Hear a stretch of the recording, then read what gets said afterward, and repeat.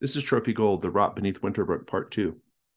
Let's do a little bit of recapping first. So, your treasure hunters were in this sort of remote, frozen part of the world, hunting down an assassin called Sindhu, and you confronted him right away at the top of the session and managed to defeat him. Claimed Sindhu's head, which is how you're getting paid. I don't remember how much you're getting paid. I can check real quick, but it's a pretty decent amount of money from the son of Lord Bracken, the current Lord Bracken, now that the former Lord Bracken is dead by Sindhu's hand or claw. In any case, you've got your prize, and a blizzard rolls in. And so Sindhu had a cabin. You decided to stay the night at the cabin. You didn't really have a lot of choice. But as you were kind of hunkering down for the night, you discovered a few things. The first thing you discovered is a series of like little standing stones or little cairns and that led into a wood. There were some footprints that you were following in reverse, and that led you to a sort of a tall Stonehenge. You didn't get too close to that, though, because there was a giant armored sentry guardian thing walking around it. But you did have a set goal that I revealed there, which was to let me read it out loud to you: find the way to the king beneath the stone, which was the set goal there. And on the way back, you found another stone, and you got some little snatches of clues about something going on. But interestingly, what was probably the most interesting thing is that Akale, the cult that Akale used to belong to, was sort of implicated in this scene. They had left like an amulet or something at this stone, and Akale collected it. Our naive Count Kalen discovered that. There was also a large mattock outside the cabin, which figured prominently later on. In any case, you're making your preparations. The folks back at the cabin discovered that there is a trapdoor and a secret space beneath the cabin, and there's something down there scratching against the wood, and we have not yet investigated that, but the important detail there is it's locked from the other side, not from your side. And so we think there's quite a few somethings down there as well. We've determined that. You had a set goal in the cabin, which was to spend the night safely, and you spent tokens to do that, and so you did, but not before having a couple of interruptions.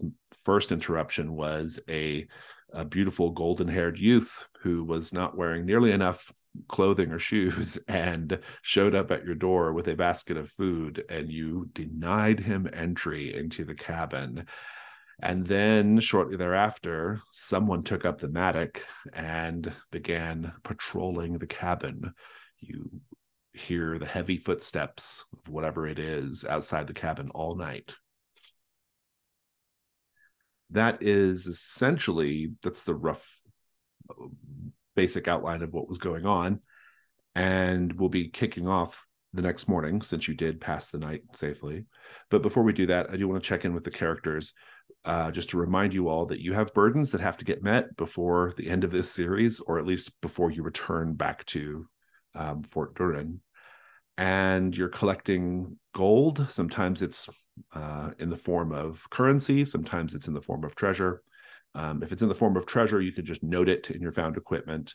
If it's in the form of currency, you can note it in your gold counter up at the top of your character sheet. You're also collecting hunt roll tokens, which help you find treasure as well as accomplish set goals if you want to short circuit the set goals. And you have your ruin score, which shows how close you are to being lost. And so taking a look at Sybil, burdens are 5, cash gold is 1, hunt tokens are 1, and you have 3 ruin and no conditions. Obeha, you have 5 burdens, cash gold 1, no hunt roll tokens, 3 ruin, and 2 conditions, cracked rib and the golden hunger.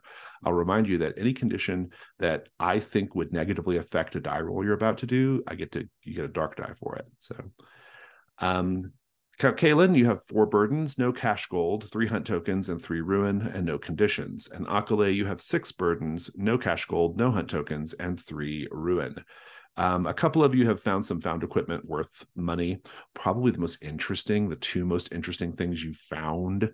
Well, three really. First, a black crystal crown was found in the cabin, I believe. I'm pretty sure that's where it was. That's intriguing. Obeha played with that a little bit to see if different characters reacted to it, but there was no particular reaction. But it's very valuable. I'll tell you that right now. Obeha. It has a lot of value just intrinsically because of it's a relic. Count Kalen found Lord Bracken's ledger, which we have not had a chance to really look at yet. But whenever you do, I will assume you did Count Kalen in the night. I'll tell you what you learned.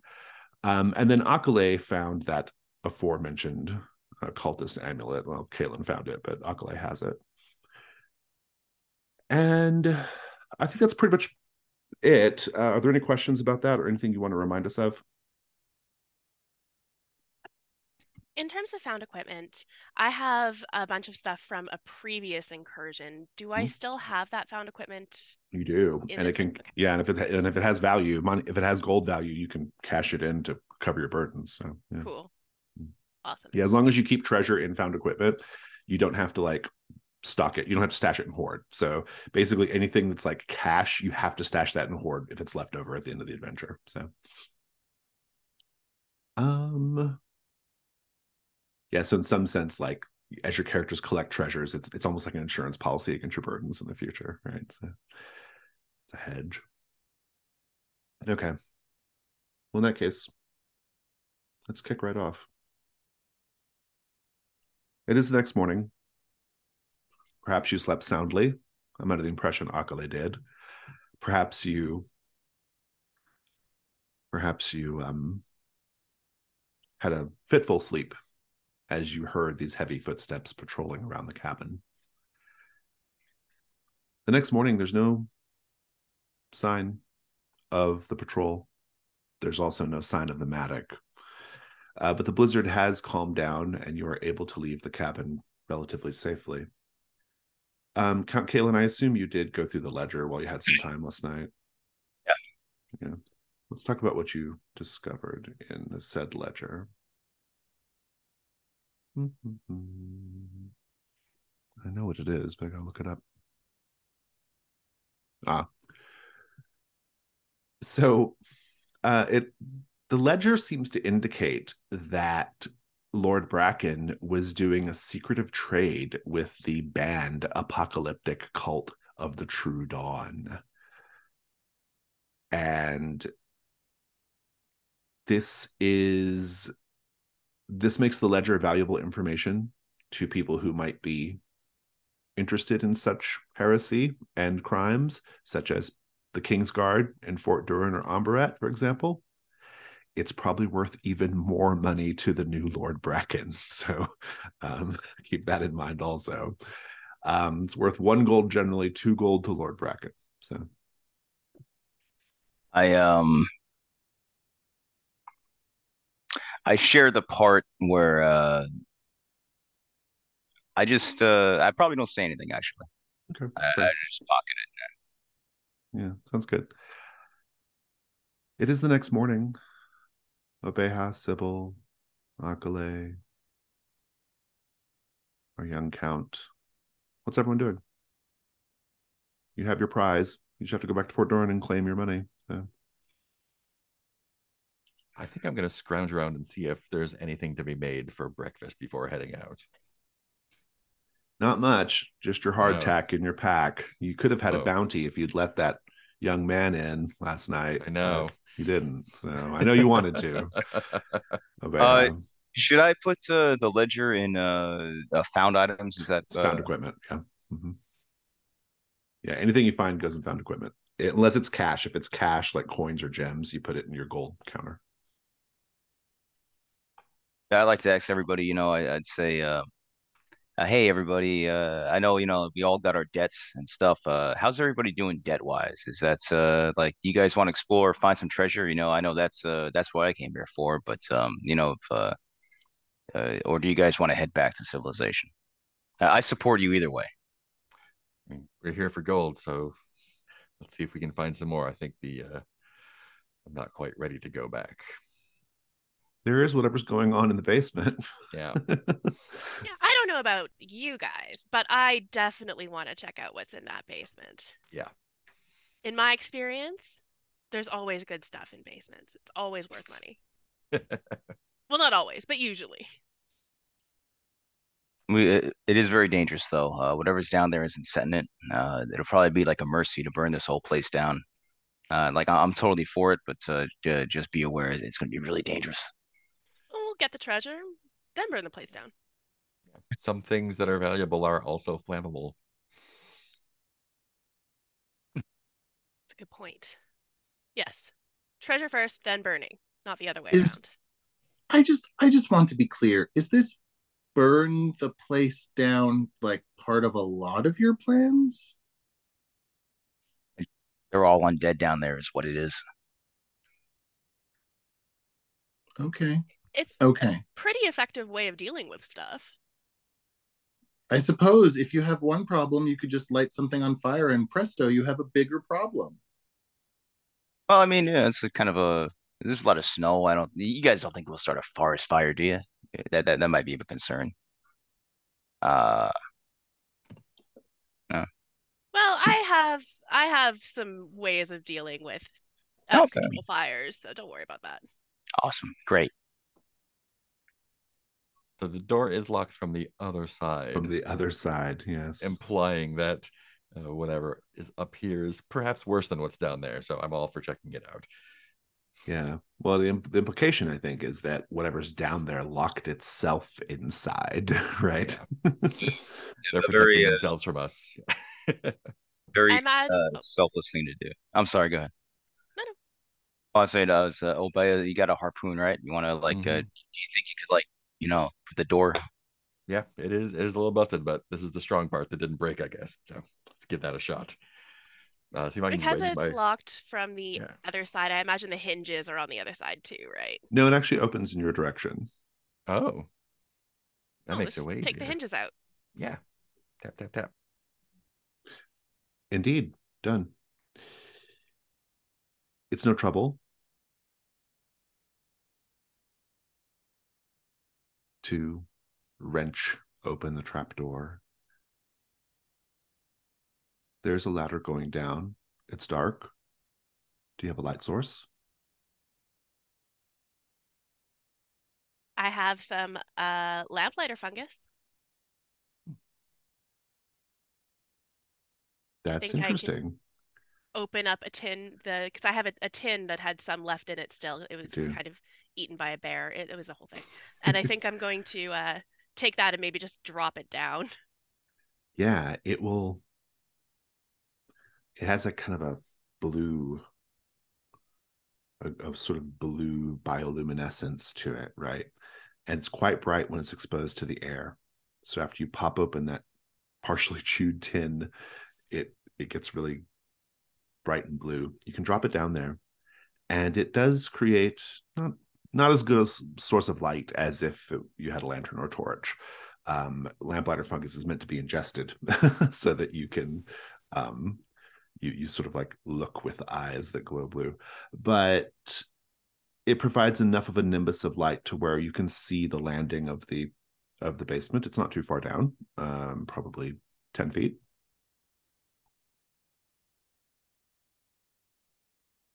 What do you do? Do we still hear what's down there? No, it's perfectly quiet.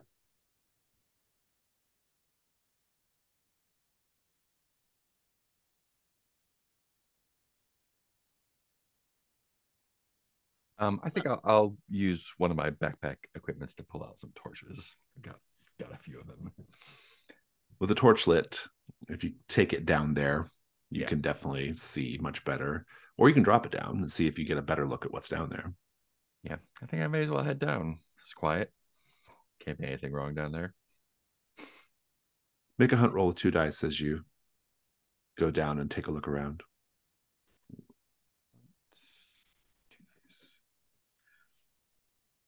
Double sixes. Take your token.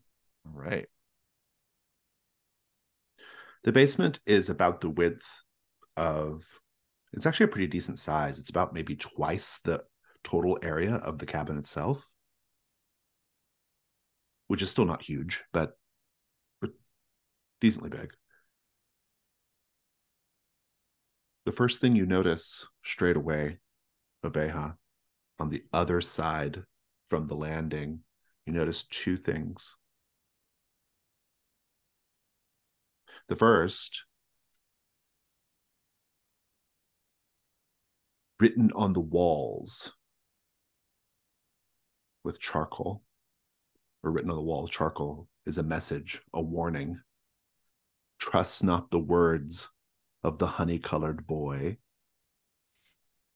So good.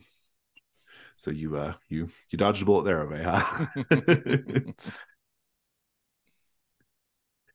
But also, there is a collection of gear and even a treasure chest beneath that message.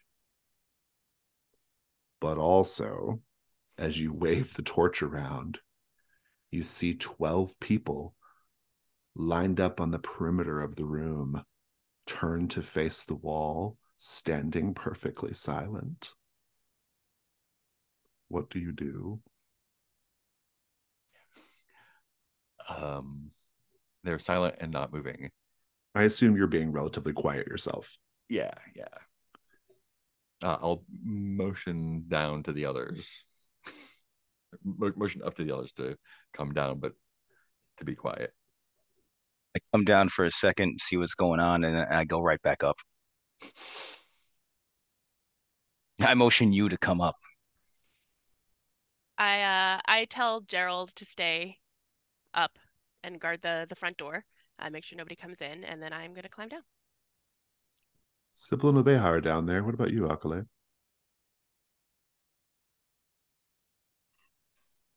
I think this group of people wants to do the exact opposite of everything that I want to do. I want to go out and see the henges. People want to go inside. I want to let a golden haired boy inside. They want to keep him outside. I want to not go in the basement, and they all want to go down there. So I'll just stand by the hole in the door, and I'll just look down. Like, yeah, it looks terrible out down there, and I guess, yeah, I will when say Akale speaks, Oh, the figures shift a little bit. Obeha, just a bit. You take a step. let me know when you're ready to go look at the stones outside, and that's when I stop. For people who are just listening to this YouTube video, Obeha is making quiet gestures with his hands. Obeha, what do you do? Gesture to Sybil towards the chest, since I got a face full last time.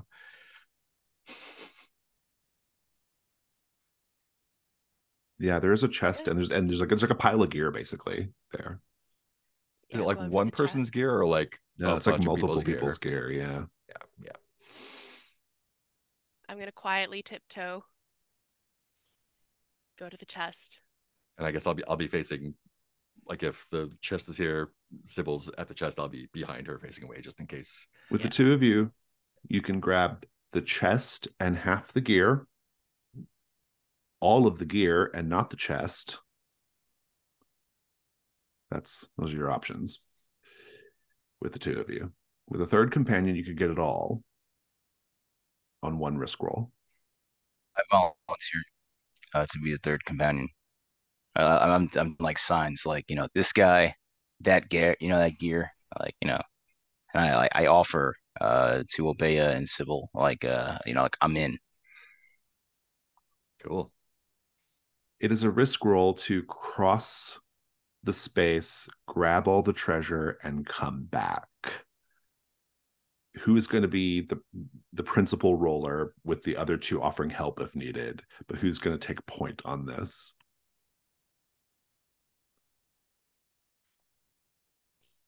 Looking at my skills here, and I think I have like, I'm definitely want to take the lead, because I know, like, Obeya and Sybil are, like, like, they've been in the field longer than I have. Like, I've been at university, but I do have grace as one of my skills, so this might be a thing that I can do. But I look towards my more experienced comrades. Grace is not a bad skill here. Somebody else want to make a case?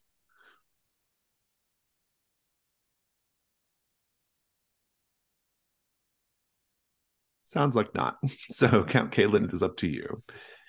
Let's talk about what could go wrong here. Everyone gets to say what could go wrong if you make too much noise. And I'll just say what I think is going to happen, and what is most likely going to happen is these things are agitated and they attack you. But if anybody else has any more interesting ideas, I'm open to hearing them. That's the thing that I'm afraid of. Whatever is causing them to do what they are doing can happen to us. Yeah. That is true too.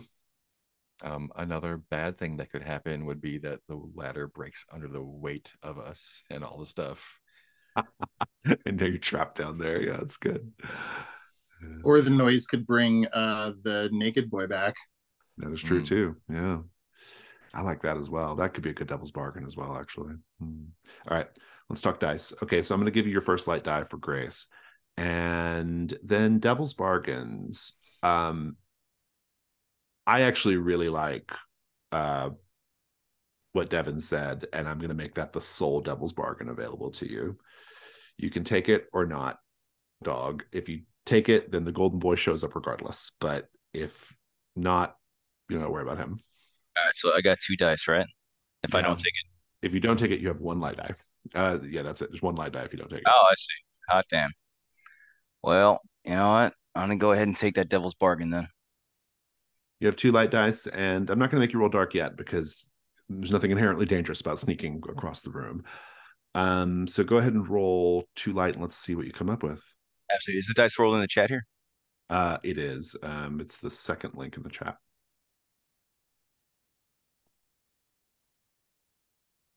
Risk roll and 2 light, right? And Yes. 1 light, 1 dark. No, just 2 light. 2 light. Got it. That is a 2. That is a fail. You can, however, add a dark die and roll them all again. Yeah, you know what? Let's do that. I'm gonna do that. So now roll again, 2 light, 1 dark. 5, 3, and 1. 5 is high, so that means you're going to succeed, but there is a complication. The complication is going to be that the golden boy shows up and begins working his magic on the characters the character who did not go down into the basement. If you're okay with that, let it ride. Otherwise, your friends can help you because there's a dark die, or you can add another dark die and try again. But Obeha and Sybil, you have the option of doing a help die since there is a dark die in the initial roll. What do you guys think? How does help work again? You're going to just roll a light die, I believe, or you're going to roll a help die, whatever it is. So, yeah, you just roll it once. And if it matches the dark die, your ruin goes up, but the number counts as part of the roll. So if you get a 6, you're just basically seeing if you can get a 6. Okay.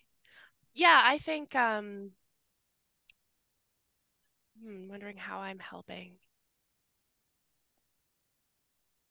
I think I've just grabbed the torch and I'm sort of shining the torch so that when Kaelin is walking, he can see the steps that we have already taken that we know are quiet, like the footsteps. We know that are quiet enough to get him through. Sure, go ahead and roll. What'd you get? I got a 5. Okay, so that doesn't help necessarily. Obeha, do you want to try as well? Yeah, I think the vigilance is probably going to help out, just watching both for what's happening up there and keeping an ear out for what's happening upstairs. I'll take it. Go ahead and roll. Looking for a 6. Help the ear. That's A a 3. 3. That is not going to work. You still have the option, Kaelin, of adding a dark die and rolling again, or you can just keep the 5. You're muted. Yeah, I think that's as good as it's going to get. So while that's a slow process, you got to walk slowly, you got to creep, you got to maybe take a cursory glance at what's down there just to see if it's even worth picking up and bothering with. Akale, you've been left up in the cabin, and you glimpse out the window, and you see the golden-haired boy standing out in the snow, staring at the cabin. He has something in his hand, but you can't quite see what it is. He just extends his hand to you. Whatever it is, it's glimmering in the sunlight, in the morning light. But he seems to be offering it. What do you do? Did I see the "Don't Trust the Golden Boy"? I don't think so. I think it's more interesting I if don't you think did I not. did I? Yeah. So yeah, I will go to the front door and I'll open it and I will stand in the front door and I'll say, "Oh, good morning." He says nothing. A smile spreads across his face, and he bends down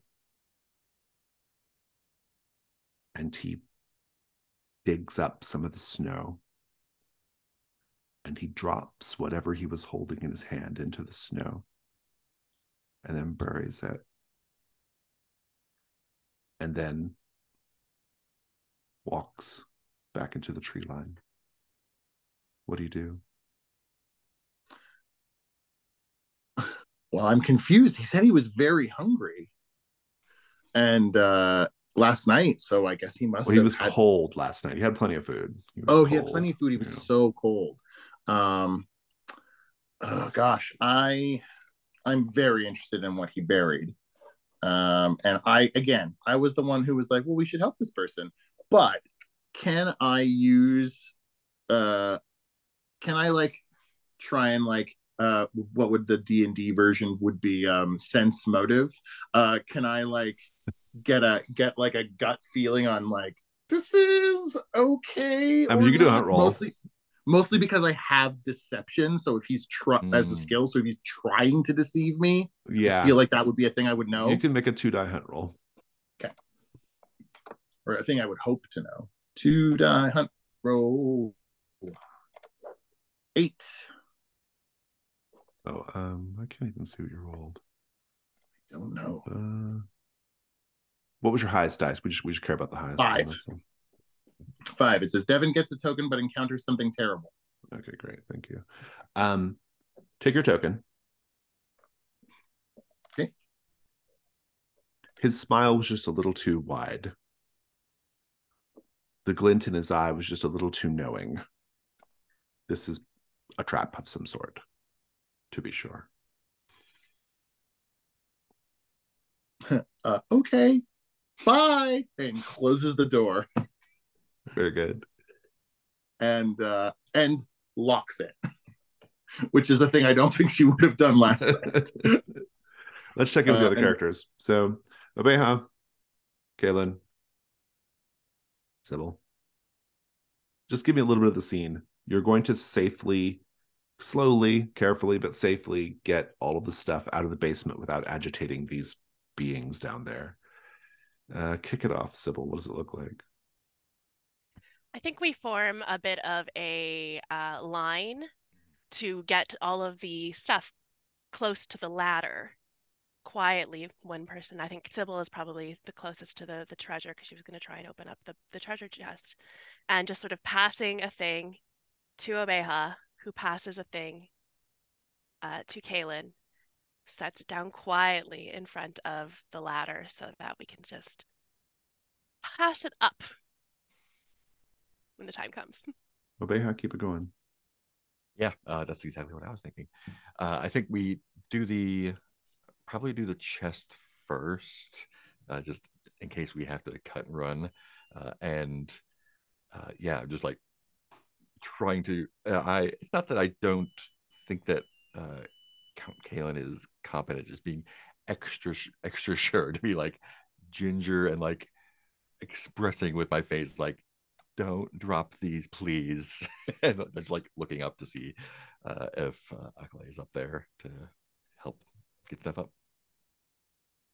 Fabulous. And Kaylin, go ahead and just wrap up the scene. And in particular, the moment when you nearly rouse the people facing the wall, but you manage to get it back under control. So yeah, as Obeya's handing me things, I'm thinking to myself, don't mess it up, don't mess it up. I want him to think I'm competent. And because of that, I very nearly dropped something. I do, it's like a ball. I drop, it's a piece of gear. Like I very nearly drop it, but I catch it with the other hand. I mouth the words sorry. Very good, very good.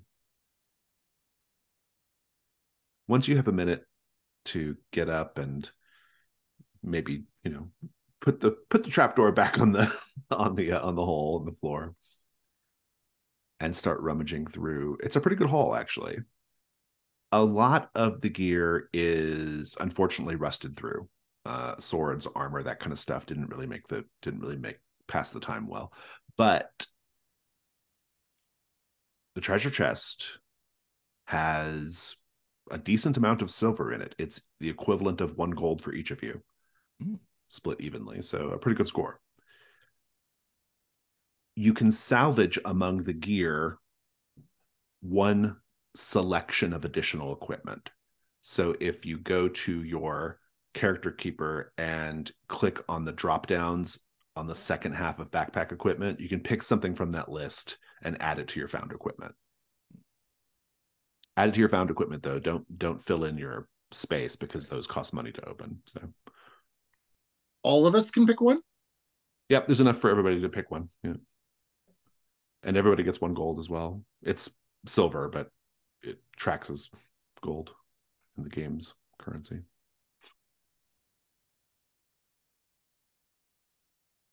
While we're doing this, I'm going to use I have a bracelet with rubies that's worth 2 gold, and I'm just gonna stick that in my little gold hoard, my gold bag. Yeah. Oh, just to increase you can just cash it in now. Okay, that's fine. If you don't intend to keep it for any reason. So you're making pretty decent progress on your burdens just in this little preamble scenario here. There's nothing else to do in the cabin. There's, of course, the Stonehenge situation, but you don't have to follow up on that. You're welcome to just go back to Fort Duran and collect your money for Sindhu's head. But in any case, let's just have the scene with everybody there figuring out what your next steps are. But I think we could, if you guys want to explore those headstones, I think Akala said headstones, and I'm interested in those. Oh, absolutely. You guys want to burn the cabin down now or later? I'm worried that maybe, so since maybe we should just move something on top of the trapdoor, because they seem like they're pretty well settled in there. And if we burn it down, that'll just be a big open hole that anything can climb out of or into. I'm just worried. Leave it well enough alone. Like a family with kids who come by and find the zombies, and then they shouldn't really be in the woods anyway. Ooh. Okay. It's a learning experience. So what do you think, Akala Stones? Absolutely. Also, there's a trap outside. The what? Oh, well, you were down in the horrifying hole. The golden boy came back and they put a trap for us, buried a trap for us outside. So just be careful. I can show you where it was. Did it look like it was worth anything? It did look like a very shiny trap. Let's check it out.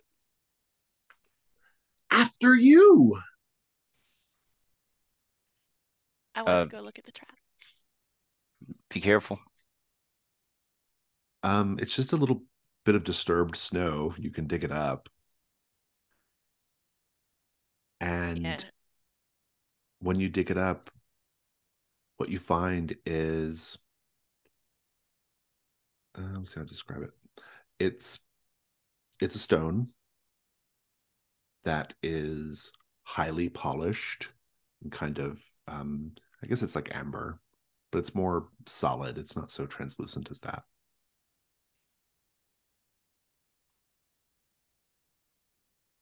I don't trust it. What do you think it does?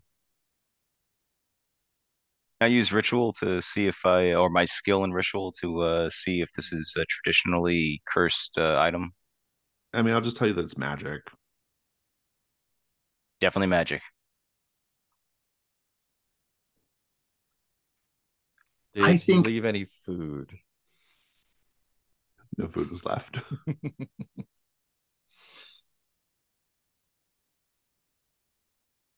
I'm going to take just some cloth. I imagine I have something, and pick up the stone with the cloth. Okay. You can add it to your found equipment. Mystery stone. I'm worried it's like a recording device. I think he's like gonna know where we are or A like what we're tracker. saying. Yeah. Or it's like a bomb. Like I've read a lot of books like about, you pick up a magic item and then you blow up 2 days later. So what's you've read next? a lot of stories like that. Yeah, yeah. I got a big library back home. I'd Magic like to is see those books. yeah, oh yeah, absolutely. Please, and by the way, guys, anytime that you're in Leodon, like stop by Leodon Manor. Like I would love to have you. Okay. Well, since we stumbled so nicely into that trap, should we continue to go into the see the stones? Yeah, Sure. I'll follow. Yeah. You can navigate back to the henge. On your way, you don't get too far, maybe a couple hundred yards inside the tree line. There is an explosion of snow. Just a great exploding wall of snow bursts up around you. It is the mattock. It has been slammed into the snow in the midst of you.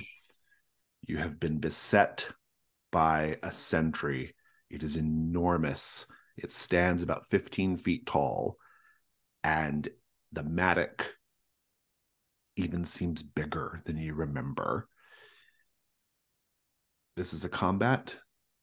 It is an endurance 11. Please say how you are vulnerable and roll your weak point, please. I am small with breakable bones. This thing's huge. It is indeed.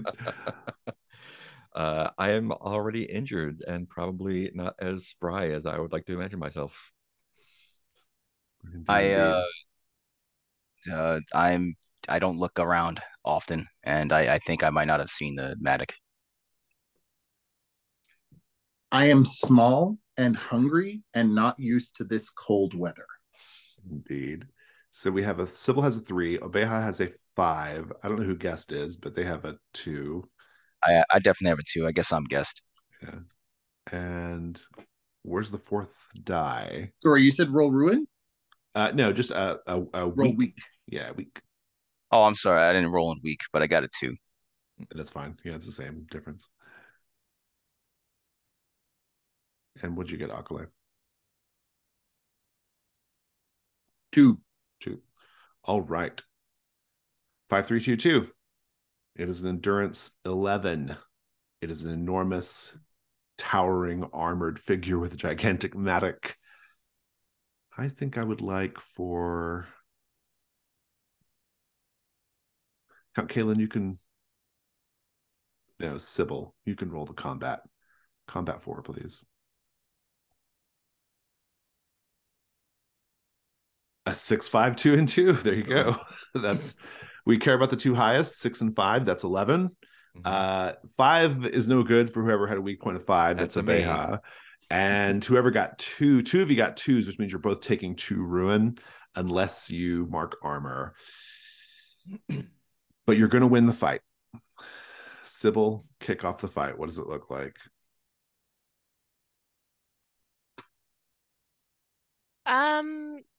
Know that saying, the bigger they are, the harder they fall.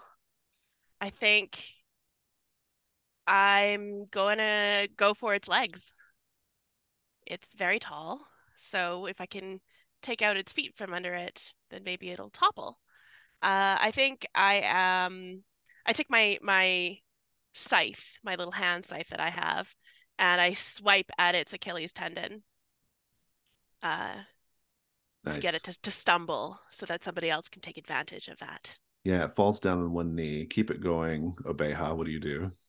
Yeah. Since I made the mistake of directly engaging last time and paid for it, this time I take a step back and hurl my weighted net at it. So once it goes down on a knee from getting slashed, it gets tangled up and is unable to use its full strength against us. And yet you take a hit. What does that look like? I do. I probably when the net hits, I am a bit overconfident and get close to try and draw it tighter, make sure it's down, and it's just able to reach out and just like give me a backhand through one of the maybe like one hand rips through the net, just backhands me up against the tree. Nice. Akale, keep the combat going. Looks like, Akale, you are taking 2 hits unless you mark armor. What happens if you... I marked armor. Give us the scene for you. Well, I would love to use... let me know if this would work, because one of my rituals is fault, which is strike the weakest point of an object with phantasmal force. So what I was kind of hoping was he'd swing this mattock at this tiny little girl and she'd just go boop and like shatter it. Oh, nice. Because it's a stone thing and she's a stone person. So that's kind of what I was hoping would happen. I love it. I love it. What about the hit? How do you block? How does the hit get blocked?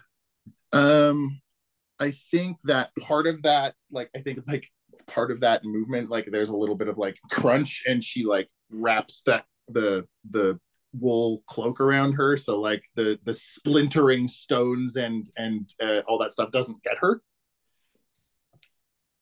Nice. I love it. Count Kalen, you get to be the hero here. You get to have the killing blow. Go ahead and finish the thing off. That would surprise me, but I guess I was throwing the throwing knives as hard as I could. I probably took a hit earlier when the mattock landed. I might have gotten hit directly by the mattock. Okay. So you're taking the ruin then. Actually, I marked off 2 armor. Oh, okay. Oh, you only have to mark 1. The armor knocks all the ruin off, so you only have to mark armor fantastic. once. Yeah. I'll do that then. So yeah, luckily, just padded coat, that worked out. But yeah, I guess I'm not sure if it has like I don't know what's under the armor, but I was trying to get in there, underneath the armpits, in the helm. Yeah. Maybe I did. Maybe I did. I was We'll screaming the whole time. And it falls and collapses and is dead. Whatever's inside of it rots away immediately. It was like a person, or it had physicality, but there's just a sort of sickly kind of the sound of like, it's like the sound of like cracking ice as whatever it is just kind of crumbles away inside the armor, leaving the armor and the handle of the mattock, since the stone part of it was shattered by Akale. There is possibly treasure to be looted off of the dead creature. Obeha, you can take point on the treasure. Roll gold 11, please.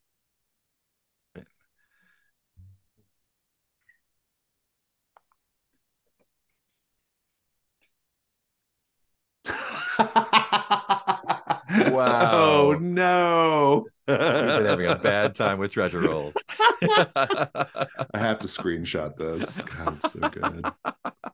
Because last time we did treasure rolls, we got nothing too, right? Two treasure rolls got nothing, yeah. Yeah, that's fine. Regrettably, the armor is all far too rusted. It is also rapidly rusting away with whatever magic held this thing. The mattock might have been worth something, but Akale shattered it. But at least you're all alive. Do I get the idea that this thing was a human or fey touched? No, it's like a construct of some sort. Yeah. Wow. Let's take a 5-minute break and we'll come back and continue to the henge. Cool. We're back. The Guardian is rapidly decaying before your eyes, leaving nothing of value behind, sadly. Nevertheless, you can press forward. You'll find that henge of stones pretty easily. It's not the first time you've made this trip, And last time, if I recall correctly, Akale actually like broke some branches and stuff to like make a path there. There's another guardian. This is the one that you saw the first time. It's not as big as the one you just fought, and it's dragging a sword behind it. It's still pretty big, though. It's about 9-10 feet tall, but of a similar kind of like dark, heavy black iron armor that obscures um,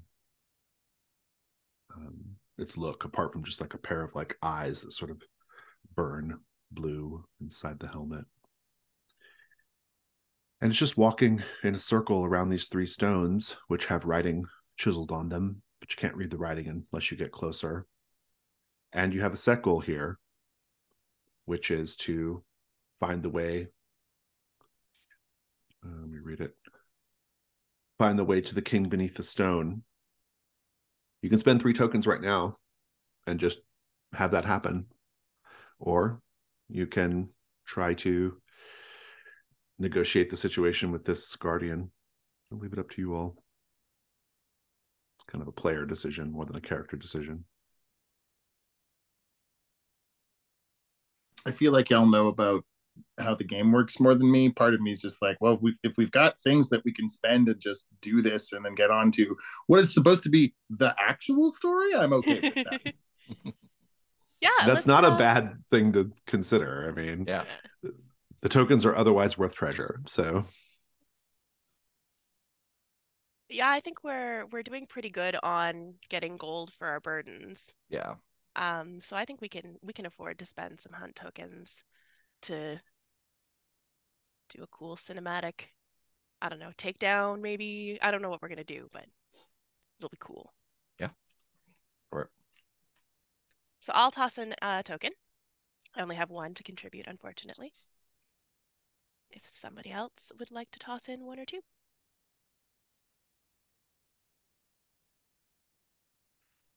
Yeah, I'll toss in 1. I've got 2 tokens. Is there a 3rd token? I'll toss in 1. 3 tokens are spent. The guardian is particularly guarding what appears to be a set of carved stones or carved stone steps that descend into the earth behind the tallest of the henge stones. It walks in a very predictable pattern, and it's quite slow. So you can, and indeed you do, just sort of stealth your way around its patrol. You find the stairs. If any of you has a skill that would allow you to read ancient language, I'll tell you what the stones say.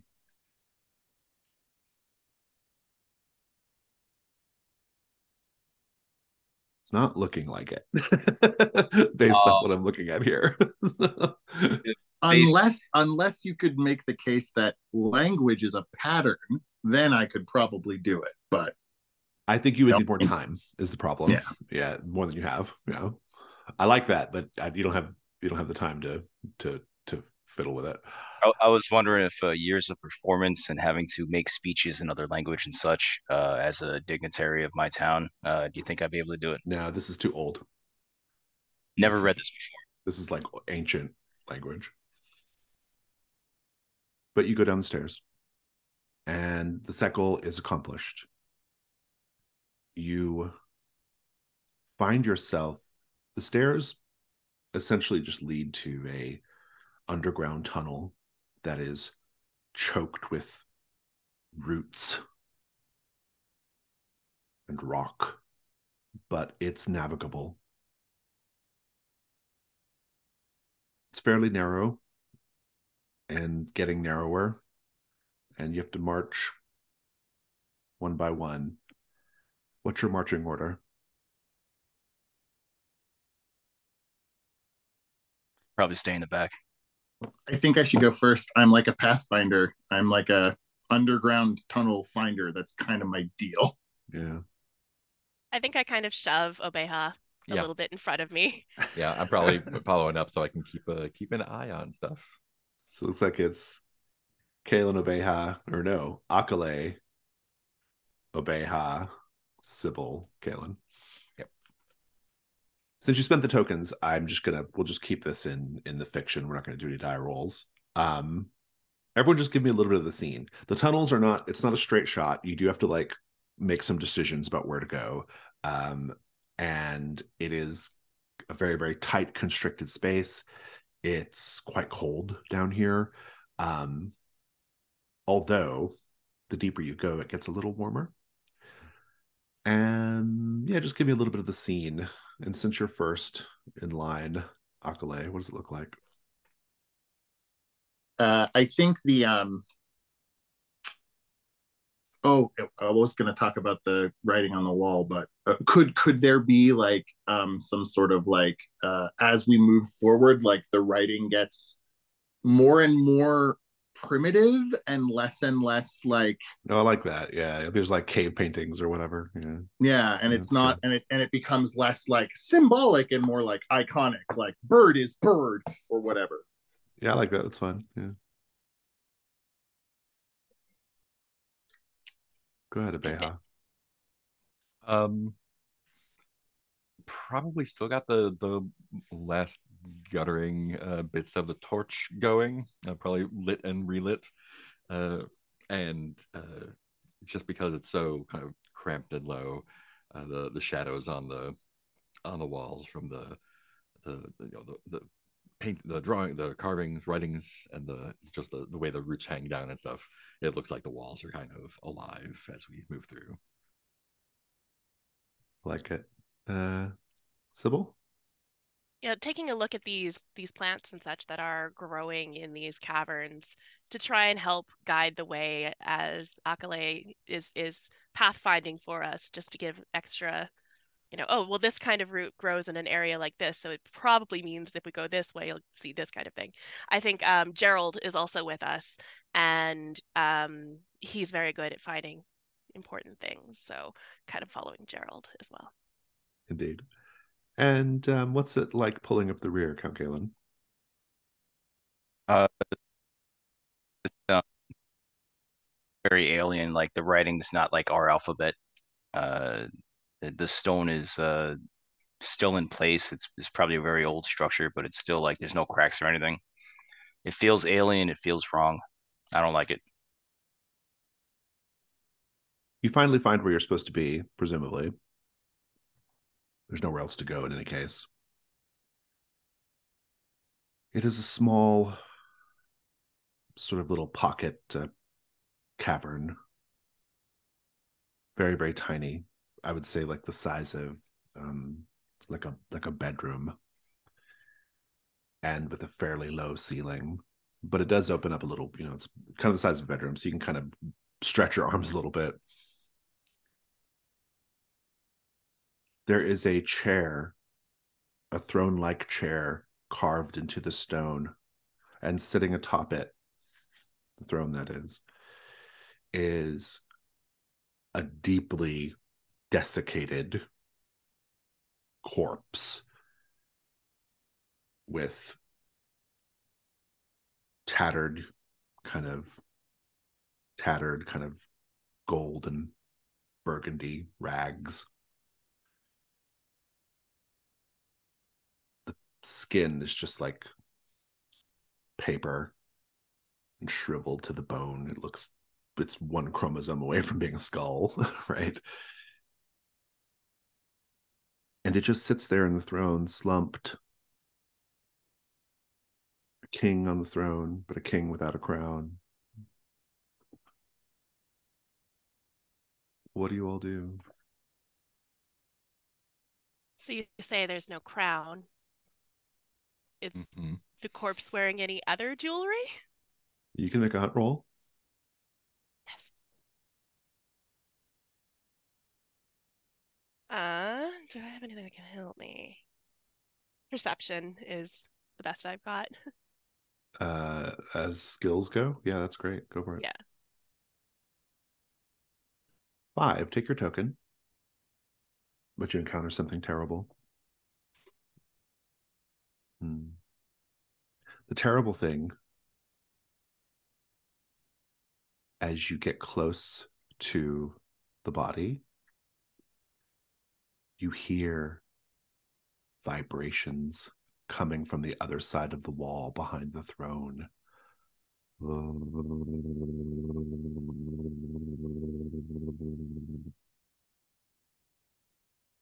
don't know if that picked up on Zoom, but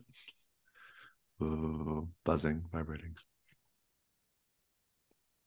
Sometimes Zoom squelches my funny noises.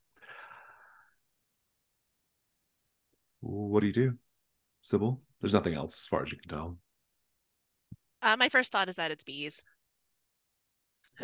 You have good reason to think that. Yeah.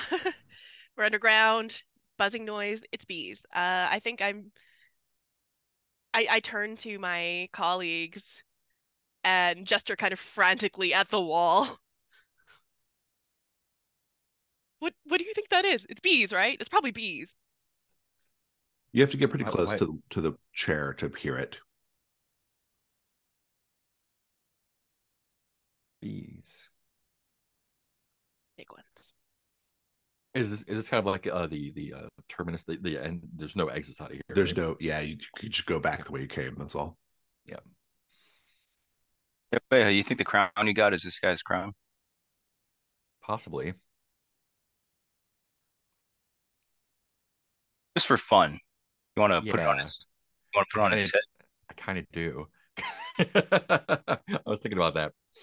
Great minds, sir. Yeah, let's just drop it on his head and see. Just take a mental picture of that. When you While put they're doing that, I'm gonna go press my ear to the wall to see if it does sound like bees. Indeed. Creep towards the exit of this room real quick. Indeed. Hang back. Because the only exit's the way you came in. You put the crown on the withered corpse's head, and there's an immediate like rumble and shift as the throne comes loose and swings forward, revealing a passage behind the throne. What do you do? Can I take the crown back off and see You if can. it stays open? It does stay open. Yeah. All right. Whew. Put the candle back. Great. Is the rumbling, buzzing noise coming from that direction? Can we hear it? Yeah, now? and it's louder. Yeah, you can hear it better now. Yeah. How's Gerald reacting? Gerald's chewing on a root currently. Found something delicious. I love Gerald.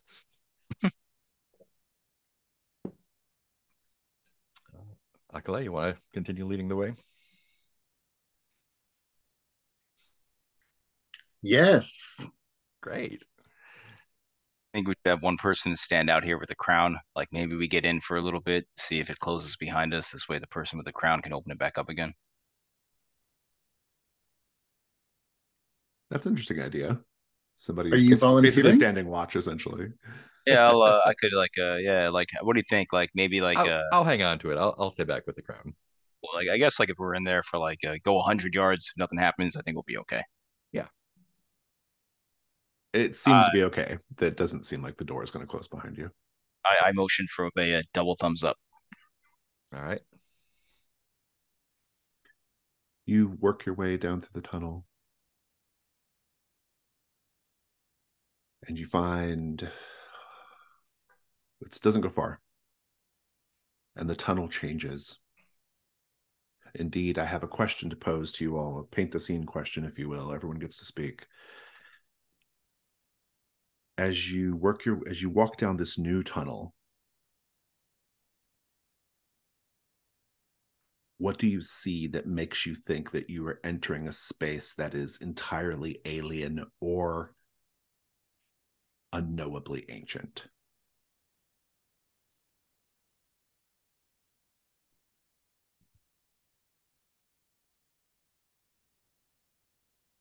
I think the steps are not made for what people are shaped like these days. They're really long, and there's big drops between each of the steps. Oh, so it's going down. Yeah, I think so. I think that the writing on the wall, like the uh, hieroglyphs, there's pictures of things that do not exist on Earth. Like, that looks like a tree with legs. That's not a thing that happens.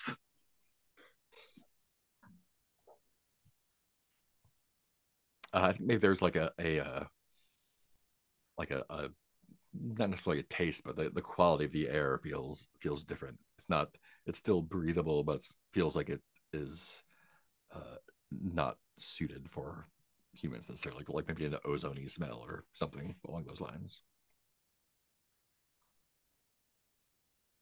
The hieroglyphics are a lot more savage too, than the earlier ones. Like maybe there's like depictions of murder and such. Telling a history. I'll also tell you that these hieroglyphs depict lots and lots of snakes. You're eventually spit out. We can't hear you, Akale. You're eventually spit out into. It Hey guys, ends. we got the reference though. Yep. It ends in a large chamber. You step into this chamber that is lit quite well, actually. The chamber, the walls of it have the look of an enormous, glowing golden snake wrapped, coiled, as if you were stepping into the middle of the coils of this snake. And indeed, the ceiling is a sort of stylized, opened viper mouth. And in the center of the room, this coiled gold snake is a trio of glass sarcophagi, inside of which are preserved beings draped in gold and finery, resting in the glass sarcophagi. You can see them perfectly. What do you all do?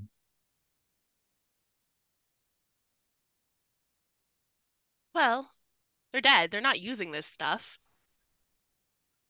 We can use the stuff. They can't. So we should probably take the stuff. So it doesn't go to waste. Yeah, that would just be Yeah. terrible. Yeah. Are there any other ways out of here besides the way we came in that we see? No. Do we still hear that rumbling? It's coming from the sarcophagi, the vibrating. Oh. There's your bees. And they're glass, and there's no bees. And there's no bees. It's quite loud. It's very like a loud hum. Like it actually like kind of drowns your speech. I go up and place a hand on the closest sarcophagus. Does it vibrate or feel warm or anything? Make like a hunt roll. Yeah. Vigilance, I guess. Checking that out. Yeah, I'll take it. Go ahead. Whew, snake eyes. Snake eyes. If you had any tokens to lose, you would lose them all. And you encounter something terrible. The terrible thing you encounter, the figure inside, its eyes pop open. And the lid of the glass sarcophagus flies open. And it rises up, just like it just becomes, it's horizontal and becomes vertical and is standing over you. It looks like a person, but they have sort of distinct serpentine features. Their limbs are a little long. Their cheekbones are very, very sharp and high, And you think maybe you see the glint of scales as well, wrapped in this finery.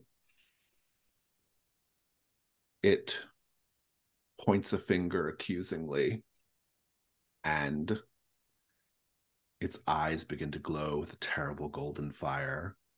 This is a combat. The endurance is 9.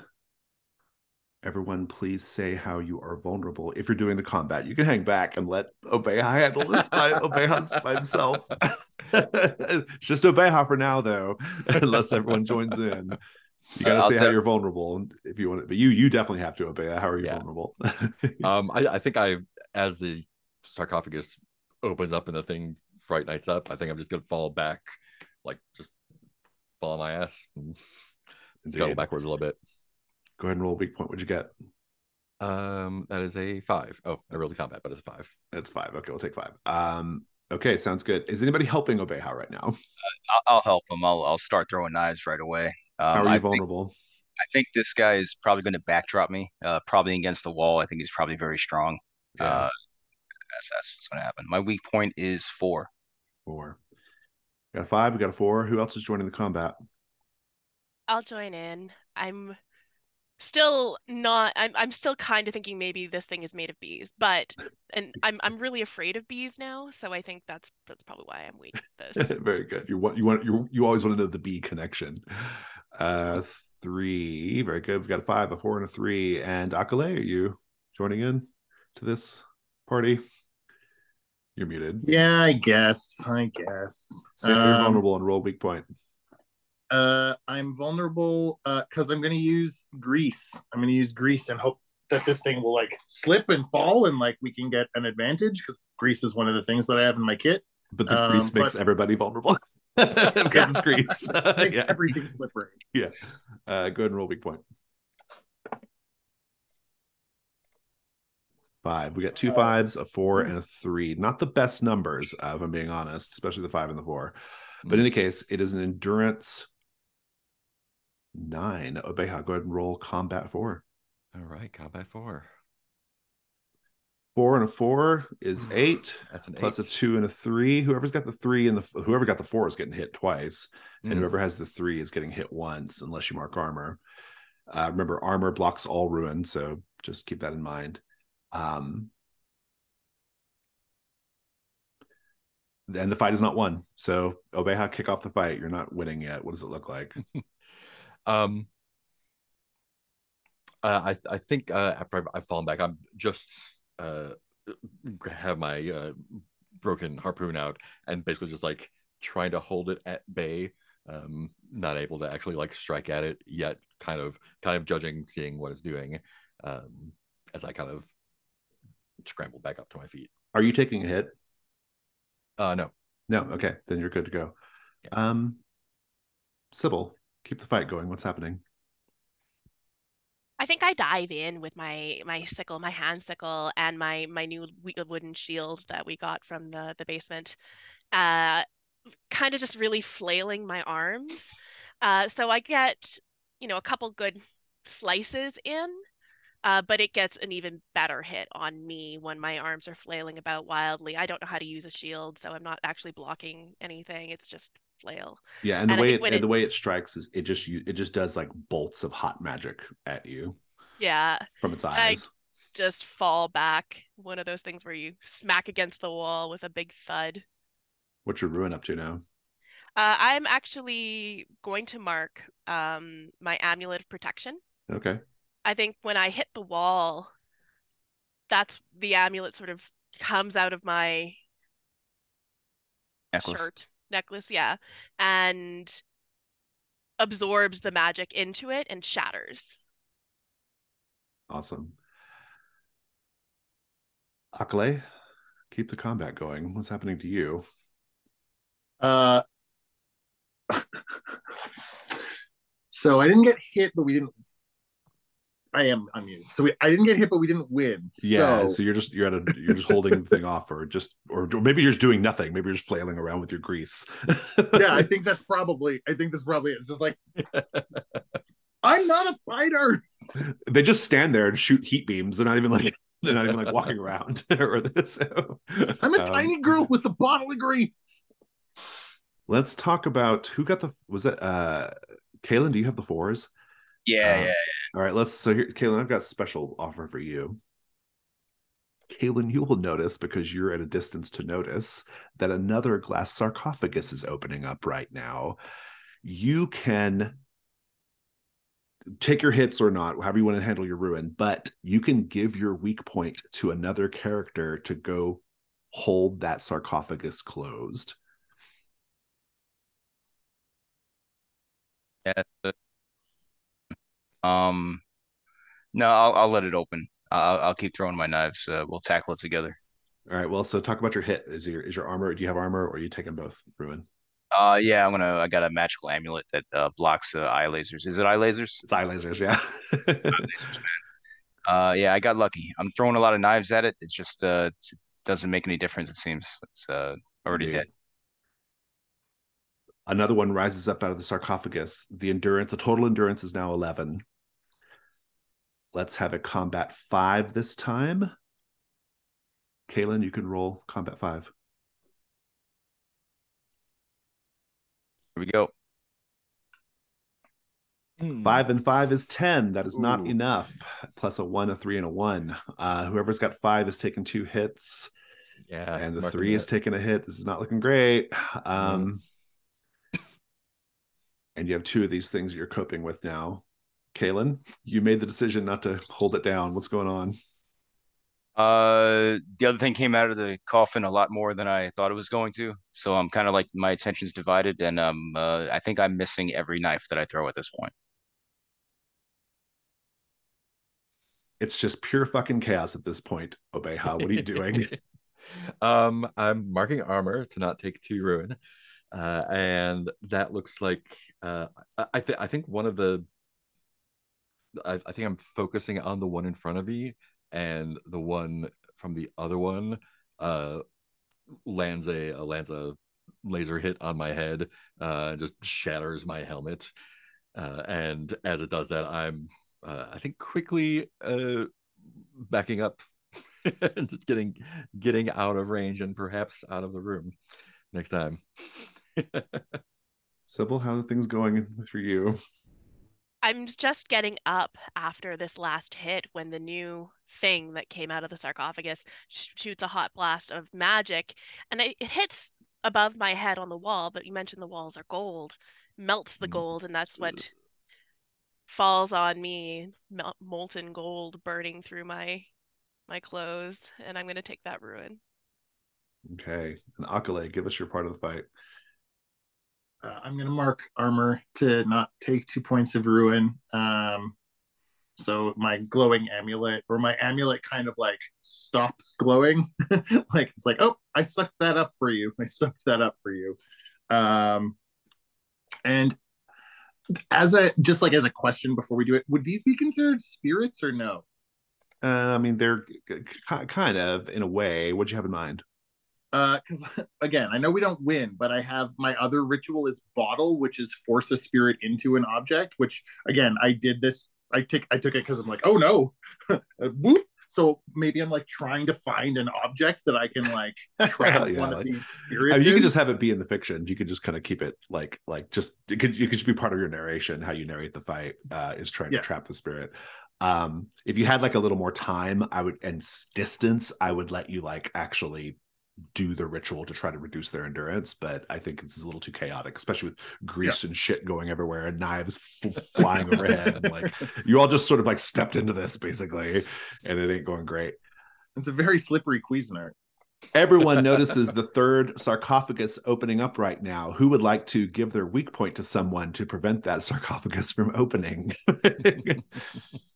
I'll do it. I'm not going to make the same mistake twice. So what's your weak point number? 4. Who are you giving it to? Trying to figure out who's like still okay. I'm gonna say Kayla. Give it to somebody who has armor. There you go. Who has armor? I think Obeya. Sybil. So yeah, Sybil, I have Nil's face. what are your weak points now total, or what the 2 different numbers? 3 and 5. So 3 and 5 are your bad numbers. Obeha, what is yours? Just to remind us. It is 5. And Akale, what is your weak point? Thought mine was also 5. Oh, sorry, 3 and 4. I just got the 4. Yeah. Oh yeah, 3 and 4. So 5. yours is 5. Akale is 5. Okay, very good. No one has to stay in this fight. You can all run. Yeah. If you run, I'm you out. have to give your weak point to another character. You can all just sort of like toss your weak points onto somebody who has armor if you want to, and haul ass. Or holding down that sarcophagus, keep it at endurance 11, and try to fight it. Try to kill him together. Obeha's out. Who are you giving your weak point to, Obeha? I think Akale has a 5 as well, so I'll give it to them. I will like. Well, let me just check in with the rest of the characters. Sybil, are you going to stay in the fight? Yeah. I want the outfits that they're wearing. They look expensive. Akale, are you staying in the fight? I kind of have to, only because of the connection to the cult. Like, I want to find out more, and if these guys are related, I can't just run away. So, Kaylin, you help them out a lot by keeping the sarcophagus closed. You can do that. But if this goes sideways, you might be the only person here with these 3 terrors. So I'll let you decide what you want to do.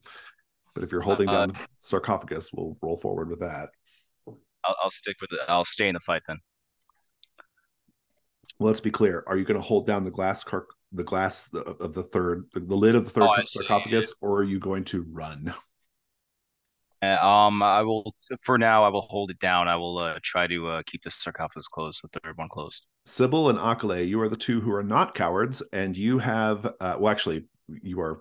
3 of you are not cowards. I think Kaylin's being very brave too. Obeha, you're the coward. Sybil and Akale, you have to get an endurance 11 on 6 dice. Akale, you can do the honors. Go ahead and roll combat 6. Don't want to. That's combat? Combat, yep. Combat 6. 6 and 5 is 11. That is enough. 11! There's also a lot of 4s and 3s in there as well. So let's figure out what this combat looks like. If you're going to be marking armor, and include that in your narration. One armor marks all ruin away, or blocks all ruin, so don't worry about that. Sybil, what's happening? I get back up, and this molten gold that is burned through my clothes is, I mean, it's not salvageable. I know that. Even though I would like that to be extra gold for me. I grab my hand sickle and I pull down my face shield, which has a face on it. And the magic, the heat magic that's being thrown at me, somehow you can start hearing, it sounds like bees. It's the buzzing sound of bees. And as I get hit, the stripes across the face that have been burned into this mask brighten up. They look like bee stripes, and you can smell the smell of honey. And the amber eye glows brightly, and somehow I don't get hurt. And I take my scythe and lop the head off of one of these creatures. Akale, take care of the other one. What does it look like? I just a 2-finger point, and I like touch it right in the middle, and then I start spinning. And as I start spinning, it starts to like wrap itself around like it's a like I'm winding a ball of string, and then I just put it into the little bottle and. Oh, you captured the spirit of one. Good, yeah. You can add that to your found equipment. Yeah, bottled demon. It is actually the spirit of an heir of Nagane. Okay.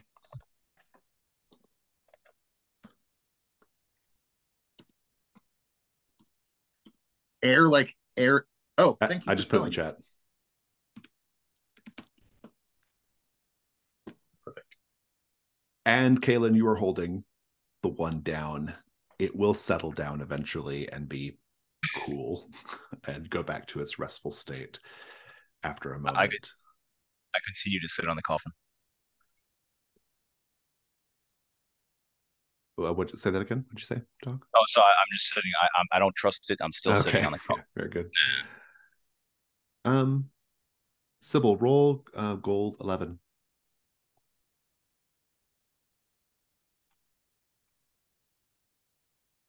Two gold. Yay! We got gold from a roll. They are essentially just like sort of draped in like jewels and semi-precious stones, which equal 2 gold total. Whoever wants to take a gold and put it in their counter. I'm going to take one of these golds. I'm going to take one of the outfits, and I think I'm going to pass the other one to Akale because she helped me fight. I'm sorry that Kaylin, you don't get any gold, but you're still sitting on the sarcophagus, so I don't want you to get up and come and get it because you might let the thing free. I understand. Appreciate it. Obeha, you ran. Mm-hmm. We don't know how far you ran, but we'll say you ran out of earshot of the others. Yeah. In the tunnels.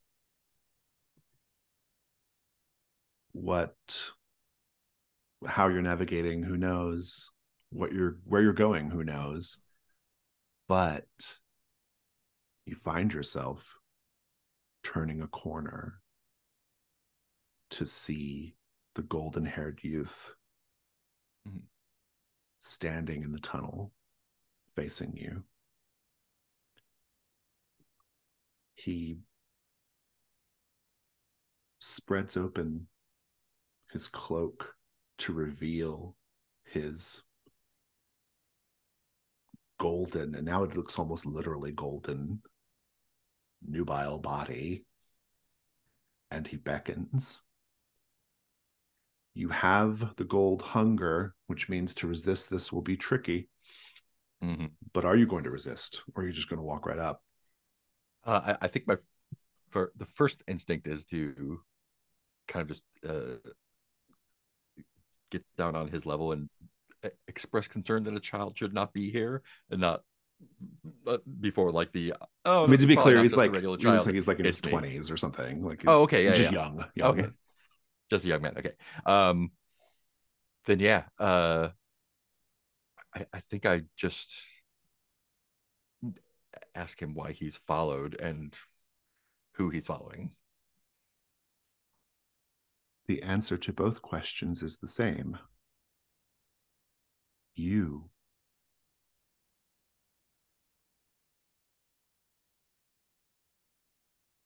I don't have anything that you would want.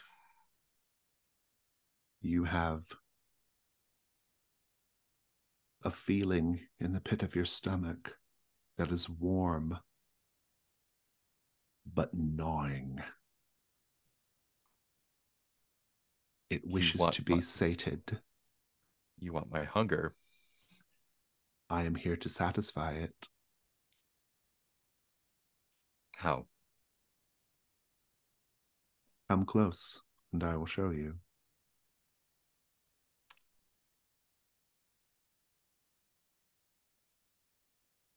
Yeah, I think I'm going to try and resist it. This is a risk roll. Yeah. And here it's very wide open. This is a fun risk roll because I don't actually have anything in mind what's going to happen here. We all get to say what we think is going to happen here. Yeah. So everyone first, let's say what we think could go wrong if Obeha fails to resist.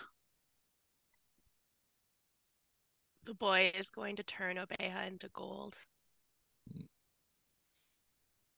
I think that the boy might, this young man might turn Obeha against the group.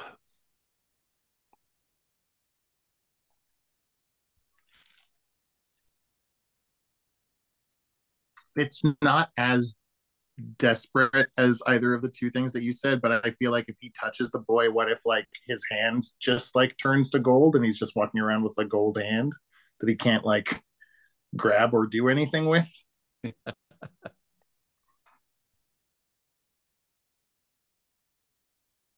Dog, anything to add? I got nothing. Let's talk about Daiso Beha. Who knows what's going to happen if you fail, but these are all good ideas. Yeah. Do you have a skill or equipment that will help you here? So I think Obeha's thought is he was asking because he still feels that the amber stone is some sort of tracking or lure thing, and I'm even though I ran from the fight, I would like to keep this from the rest of the group. So they seem to have their hands full already. So I think protection is since his occupation is a bodyguard. Like, Oh, I see. You're yes, like I guess this is. I see. Your resistance is to protect the rest of the group from the young man. Yeah. That's interesting. I'll take it. You got one light die. And Devil's Bargains. No matter what, your hand gets turned to gold. I really like that one. I'm going to say no matter what, the young man will follow you to whatever's next.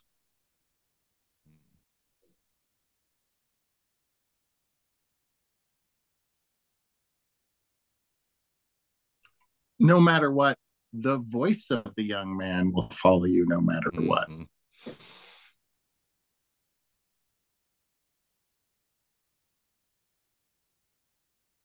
Any other offers?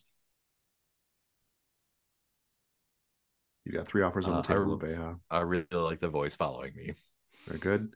You have 2 light dice, and even though this is not inherently dangerous yet, I'm giving you a dark die because of your condition. Cool.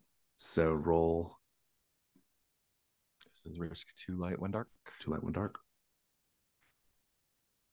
Ooh, 6 dark. 6, but dark is high. Dark is high, so your ruin does go up.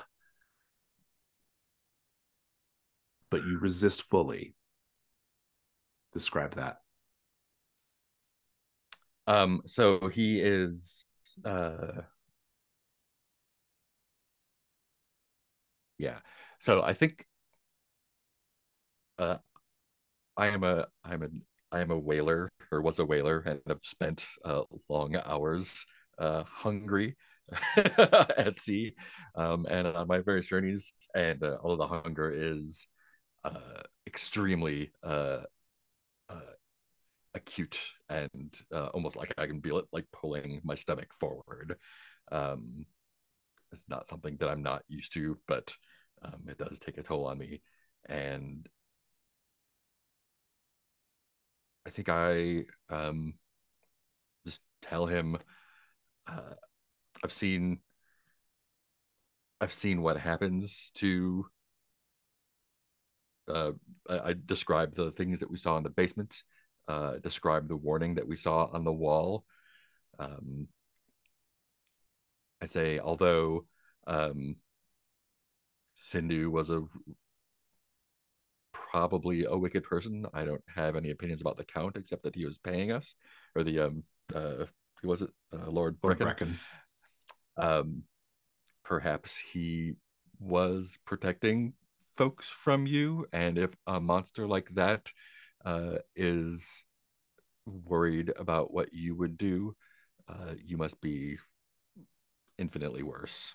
So, no, thank you. He smiles and turns back and walks away. We're going to memorialize this by me giving you a condition, and this also will account in the future for the voice of marked by he who walks among stones.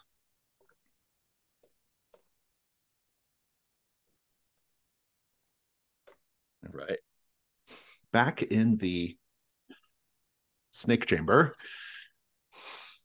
one of the heirs of Nagane has settled itself, but the other 2 are destroyed or drained. You have managed to get their finery off of them. Well, what else are you going to do?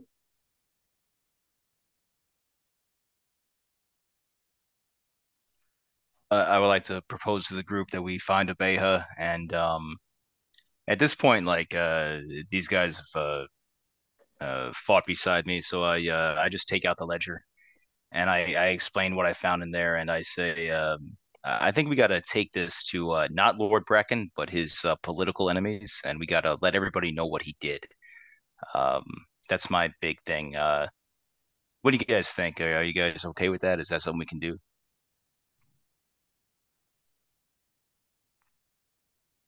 I'm not really invested in Lord Bracken either way. Whatever gets us the most money is what I'm looking for. Just like, Yeah. yeah, okay. I feel like I can't lie to you guys. We could probably get more money if we give this to Lord Bracken, but we should probably not do that on moral grounds.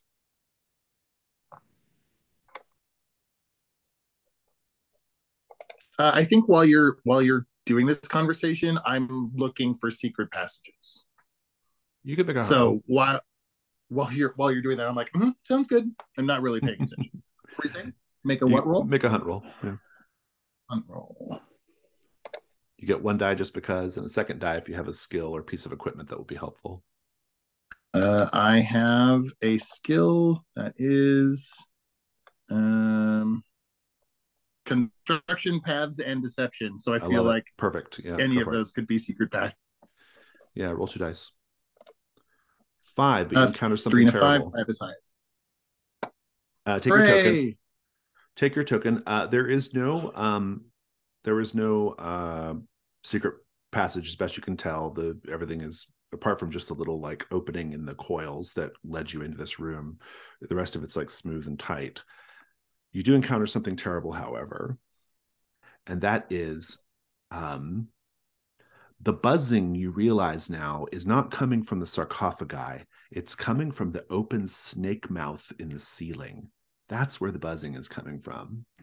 It's getting more intense and loud. We need to go before this snake vomits up whatever is coming.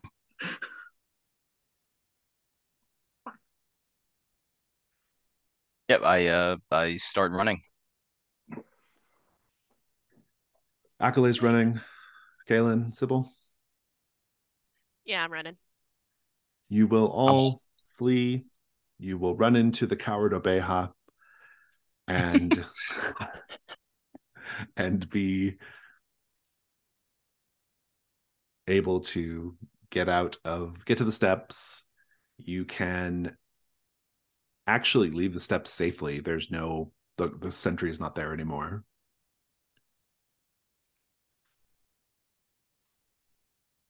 And this portion of the adventure is complete. We survived. I think I would like to tell them what happened with the golden boy.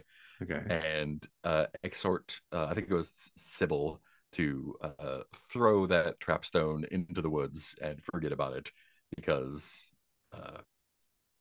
it followed us down there. How much is that stone worth again? Intrinsically, it's hard to say. If you have some kind of skill in like that would let you evaluate treasures, like appraisal or something, but otherwise it doesn't seem like it's really worth anything intrinsically. I think I take it out of my pack and I look at it sadly, imagining the wealth that this could bring me. And I drop it in the snow. Indeed. Gerald sniffs at it, but leaves it alone. Indeed. Back to Fort Durin with your treasures, with your bounty. It is a few weeks' journey to Fort Durin. The weather is not great. In fact, the snow is so bad that it threatens to choke off your path, to close your path that you intended to follow.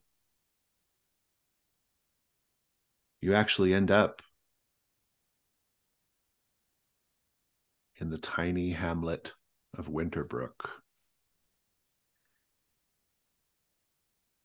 on the way back, which is a good thing, because The passage is closed until the spring can come and melt the snow off. You're going to be in Winterbrook for at least a few weeks. But you stopped by Winterbrook on the way up, and you didn't spend much time there, but it seemed like a nice enough place, and it is still a nice enough place. You get a room or two at the tavern and inn, which is called the Tower Tavern and Inn. You hunker down for the rest of the winter. Let's take a 5-minute break.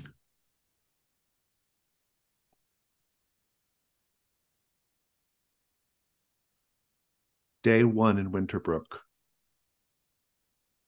You all have a map of this charming little snow-covered burg. You arrive early in the afternoon. You see a few people milling around, but most everyone is, like you, getting ready to batten down for the winter.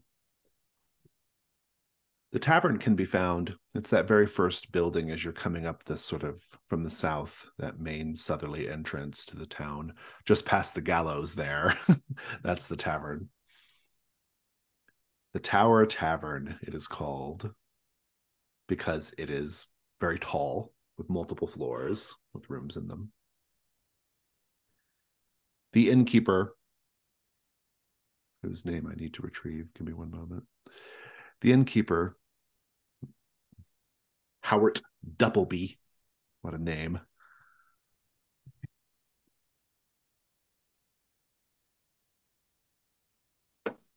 Howard Doubleby is more than happy to have long-term guests renting rooms for the remainder of the season. The cost of doing so is the equivalent of 1 gold, but that covers everyone's stay for the remainder of the season. So whoever wants to give up some cash for that, please do. Sybil very hesitantly hands over a gold to the point where like she doesn't really want to let it go. Well, it's So actually it like takes her a little bit. it's probably more than one. Just in the game terms, it's 1 gold, but it's actually like a pouch of silver or whatever. Yeah. Right? And I think, yeah, he takes it by the bottom and she just, for a moment, it's a little bit of a back and forth, but eventually she lets it Very go. good. Yeah. He says, "Oh, splendid, splendid. Well, this will certainly get you a couple of rooms for the remainder of the season. You've chosen a fine town to winter in. The passage will be thawed and clear before you know it." All right then. So who's staying with who? And indeed, who's sharing a room? You got 2 rooms. Who's your roommate? I'll stay with Sybil. Yeah. All right. Yeah. Very good. So Beha and Kaylin are in 1 room. I'm in Sybil your has to debt, wait. Sybil. I'll pay you back. I promise. I appreciate the Bring it charity. down. You have rooms on the 3rd floor of the Tower Tavern. In fact, your 2 rooms are the rooms on the 3rd floor of the Tower Tavern. You get sorted and settled in, and it's nice. You get fed, and you will get fed every day. They make a really, really, I don't know if delicious is the right way of describing it, but they have a lot of a really particular winterberry mead that they brew here in Winterbrook. Once you get past the sort of bitter kind of the bitter undertones, it's not entirely unpotable. And I would say everyone is friendly. They are, but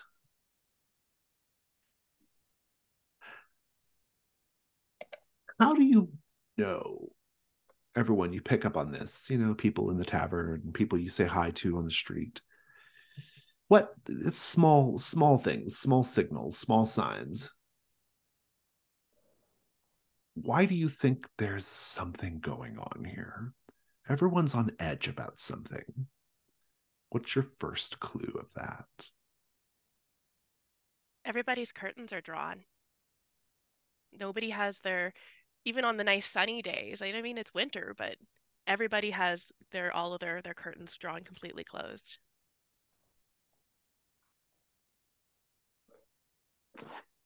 I think when you're talking to someone, having a conversation, instead of kind of wrapping it up politely, they'll just stop and leave. Not like in the middle of a sentence, just be like, I'm done. They just turn and walk. Yeah, that's good. Definitely. Anytime a door opens, at least one person just like snaps to look at the door, if not more than one person. I think that there's no follow-ups in conversation. Like nobody's asking for details, and if you try to get details, nobody gives one. Asking for details probably ends the conversation abruptly. Indeed. I will tell you that you all were not able to place it right away when you entered the town, but you could smell the distinct smell of a fire being of a big fire burning, smoke. And when you look out your third floor windows, you actually see it. They have a big bonfire kind of set up on the map. It's sort of like kind of in the center of town there. It's unclear what they're burning. Probably just wood. Your first set goal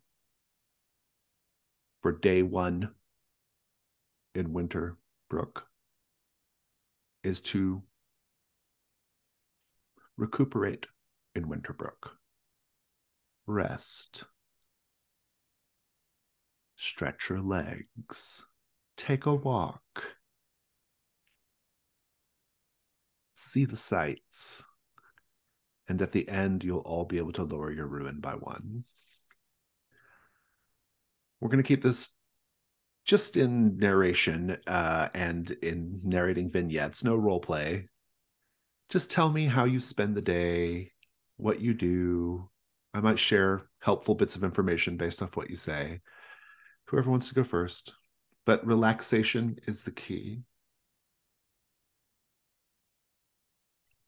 I have a nice big bowl of stew at the inn. Then Gerald and I take a little walk through the streets so he gets to see all the new things, munch some new plants. Just a nice little, day in the winter sun. Indeed, indeed. Obeha? Are there children in town? Not very many. Maybe 1 or 2. It's a really small village. Yeah, I think one of the things he might be doing is as he's just relaxing outside in the near the center of town or outside the inn. I've got a lot of twine, and I think he plays like string finger games with some children, like teaches them some. Some they teach me. I like it. It's good. It's kind of like being a charming old man. Yeah. Kaylin?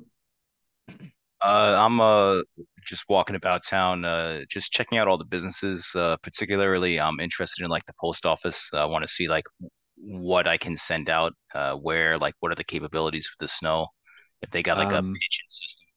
There's nothing like that. They would normally have somebody come through, but not this time of year. And so no correspondence is getting out of Winterbrook. However, since you were looking for businesses, I will tell you that there is a blacksmith in town. It's that building in the most lower left corner of the map. That is a blacksmith. You can hear constant like clang, clang, clang, almost like determined, ceaseless clanging against metal being pounded out, or hammer pounding out metal. Could be helpful if your armor's in a state. Akale, how do you spend the day?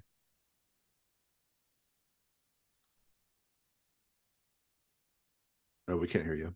Yeah. I think she I mean, it's cold, but I think um the river is just the river at the north of the town is moving quickly enough that it hasn't entirely frozen over. It might not be like turning the wheel, but like there is like that flowing water sound, and I think that is a thing that she misses. So I think she kind of sits on the riverside and reflects and listens to the water and writes and kind of keeps to herself. You're approached by a man who has a metal eye patch on one eye. He's very big. He's wearing kind of patchwork like leather and metal armors. And he says, "You won't have much longer to enjoy that. The water will be fully frozen up soon. I give it a day or two." Well, best to appreciate it while we can. My name is Barnaby Wilcox. I keep the peace. I keep the peace. You intend to maintain the peace, you and your friends. Well, I do. Am I not being peaceful enough? Should I sit perfectly still? No, you're fine. You're fine. Here, take this to pass the time. He tosses you a book on it's a history book. Oh, cool. He says, "I've got more in my collection. Feel free to stop by." Thank you. And he trundles off back to wherever he comes from. What was his name? Barnaby Wilcox. Barnaby. Can I put Barnaby's history book in found equipment? Sure, yeah. The first day passes uneventfully, restfully. Everyone can lower their ruin by 1, but not lower than your starting ruin.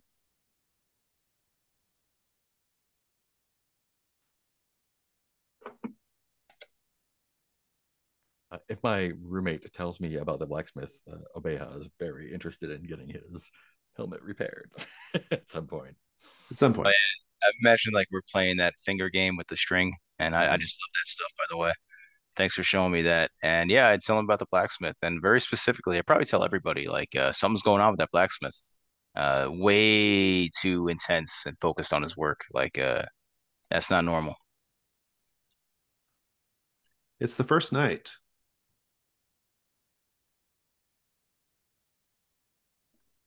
In Winterbrook.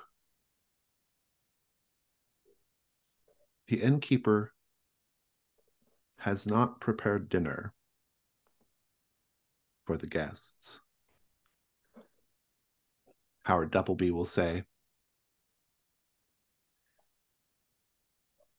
"We have a sort of communal stew that will be served soon. We all partake. It is something of a tradition here in Winterbrook." And indeed, you see people starting to gather in the town square. There are a couple of people who are sort of holding court here. They wear priestly garb. One of them is a woman, quite round and domineering. Another is a hunched over old man who seems to literally and figuratively sort of like is sort of trembles, next to her. He is clearly the the helper and not the leader in this situation between the two of them. They all have, the two of them have the vestments. They wear the vestments and holy symbols of one of the sisters, of Saint Fatima of the charcoal burners.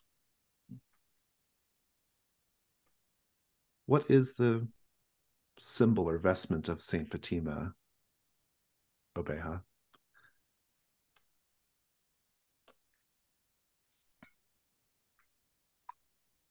Is it clarify? Is it someone who is she a maker of charcoal or someone who burns charcoal in a ritual sense? She's just in charge of. She is the patron saint of charcoal burners. Okay. I think it is some. It's the symbol they have is some sort of a vessel that's used to make the charcoal with, like a brazier or something. Yeah. They have before them, these two priests, a large cauldron over a fire filled with some sort of bubbling fluid, presumably the stew. Everybody in the village, there's not many people, a couple dozen, they all come out and they get in line to get their stew. No one seems very excited about the stew. Everyone sort of like dutifully presents themselves at the front of the line. And the larger woman, who's the priestess, she ladles the stew and it dribbles out and it has a distinctly chalky gray look to it. And she spills it into the bowl and she says, Saint Fatima's blessings upon you, my child. Then she ladles another bowl of stew. Saint Fatima's blessings upon you, my child. And this continues on. Howard Doubleby gets in line and he says, it's sort of a local tradition. If you're going to be here for any amount of time, you should join in. Like look at that in there. Say that again, dog. You broke up a little in the beginning. I like to look into that stew and see what's in there.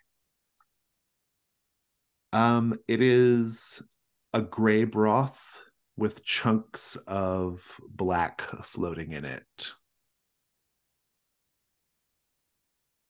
What are the black chunks? Make a hunt roll.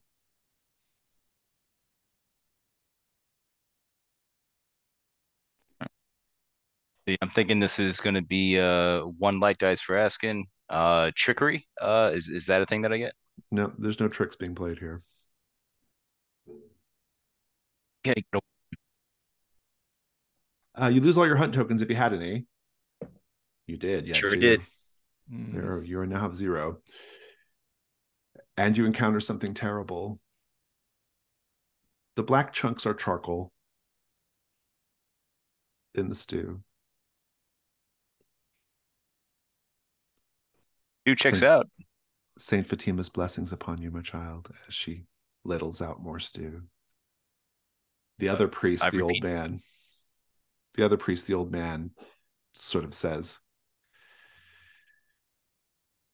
Don't everyone look so excited. We spent all day preparing this for you. Sorry, what were you saying, Kaylin? Oh no, nothing. I just said the stew checks out. Well, do you all get in line, get your stew? Is this the only dinner we're getting?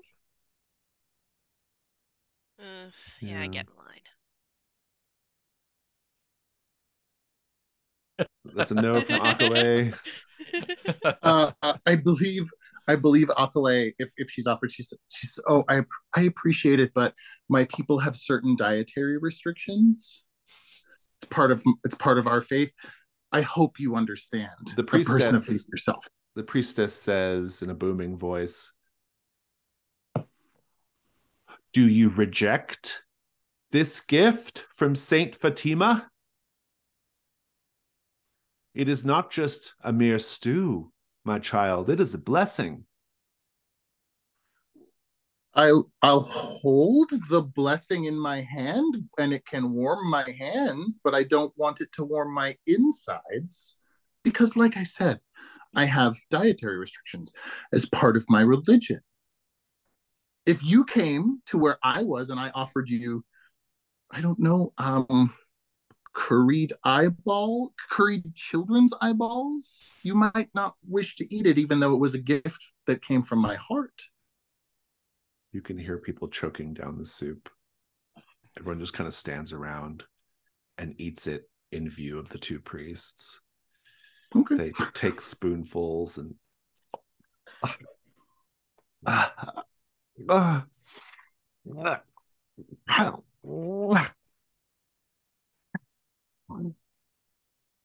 delicious.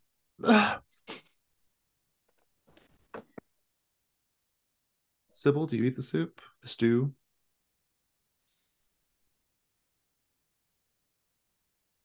What does it smell like? Burnt. Oh no. I think I'd take a little sip just to see if I can stomach it. The stew.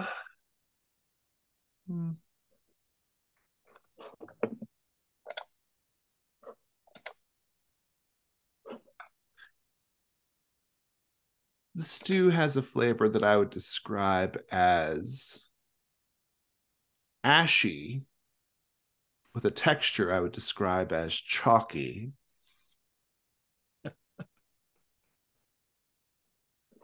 It's not the most delicious thing you've ever eaten. Oh, gross. I Do you down pretend to more eat of the it? stew. Yeah, I think I try and I give up on the spoon and I try and just drink it as fast as I can. Howard Doubleby taps you on the shoulder approvingly and says, "It's for the best." What about you, Kaylin? Are you going to feast upon Saint Fatima's bounty? I pretend to eat the stew. Well Like, enough. No one's going to sit there and make you choke it down. Barnaby comes up next to you and he says, "Trust me." And he says to you as well, Akale, to both of you. I think you're standing near each other. "It's for the best." And he takes a deep breath and takes a bite of the stew. His one good eye twitching wildly. Obeha, are you feasting upon the stew? Yeah, I think Obeya is choking it down as cheerfully as possible. It's probably eaten worse. You hear a voice trying over your failing. shoulder as you gag this charcoal soup, this charcoal chunk stew down. You hear a voice over your shoulder that says, "Oh, this is much, much better than what I had planned for you. Excellent choice."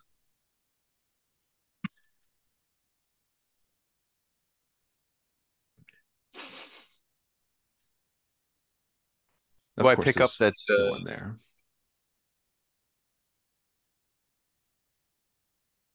There's no one there, Obeha. And so everyone's feasting on stew or not, pretending to, refusing to, heretically, I would add. And everyone just goes back to their house or back to the tavern or back to the blacksmith shop or back to wherever whence they came, their hunger not particularly satisfied. There's a gloominess, I would say, to this communal feast. But it is over. And the moon is high in the sky. The embers of the fire are dying. And the two priests, they actually, if you look on the map, there's a little small tower that actually like abuts the inn. That's where they stay. They go inside their little tower. They say one last blessing, and then they close the door for the night. Howard says, "Welcome to Winterbrook." Is this how regular is this blessing given to us? Well, we've been eating this sanctified meal about once a week, I'd say. Barnaby gives Howard a look with his one eye, and Howard shuts up and says, "I better go," and turns and goes back into the tavern. Barnaby's the City Watch guy. Yeah, he's like the kind of the ad hoc militia guy. Yeah. I'll Obea taps his eye patch and says, "How'd you lose yours?" He's like, "Well, I'm ashamed to say that it was not some act of heroism or daring do. It was something a lot more mundane.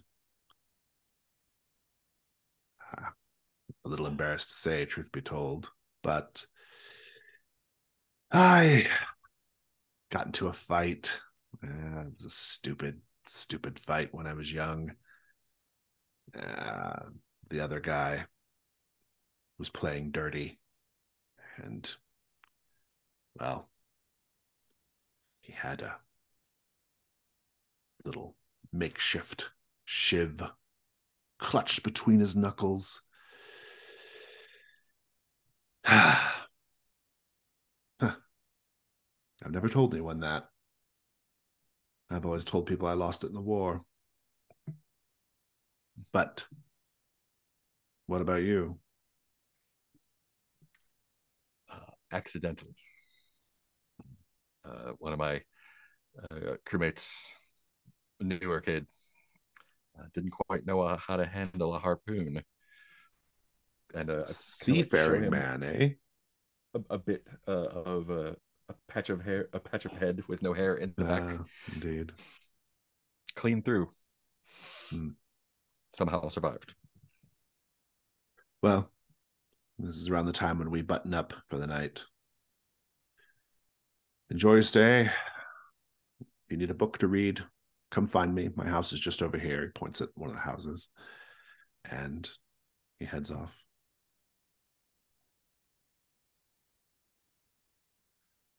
Indeed, the first day and night in Winterbrook is past. And I think we'll just end there today. Having choked down your terrible charcoal soup, or not. A town that's clearly got something going on. They're on edge about something. Let's do stars and wishes.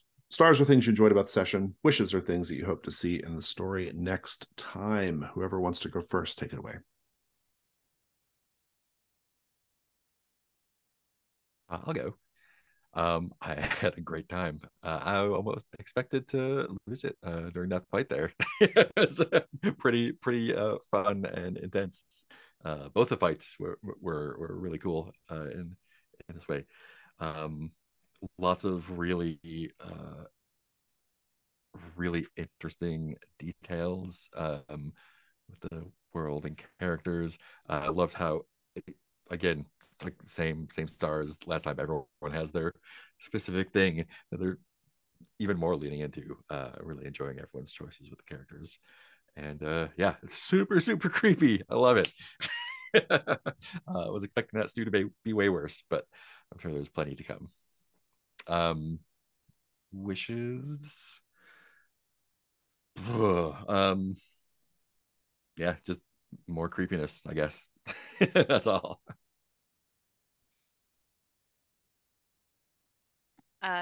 Stars to everybody for the really interesting like what's the worst thing that can happen, and devil's bargains. I thought they were really fun ones today.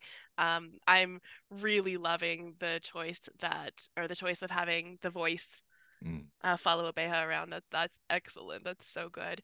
All the stuff with the the honey colored boy or whatever his name is was all great. All of that was so creepy and wonderful. Jason, your stew crimes, I can't with it. Oh This my isn't my goodness. stew crime. This is the module writer stew crime. So, Oh, who wrote this one? The author of this module is a person named Stuart Watkinson. I know Stuart? him a little bit from Twitter, but otherwise don't know Stuart. Stuart. That's Stew crimes? STU crimes? Stuart.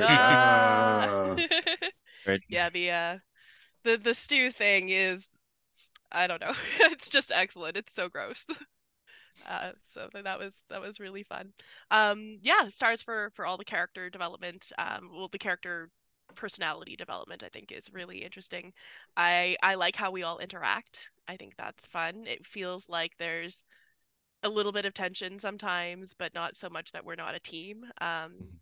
And that's a lot of fun. So I'm excited to see what happens. My wish is to find out what's going on in this creepy town because it's probably going to be creepy.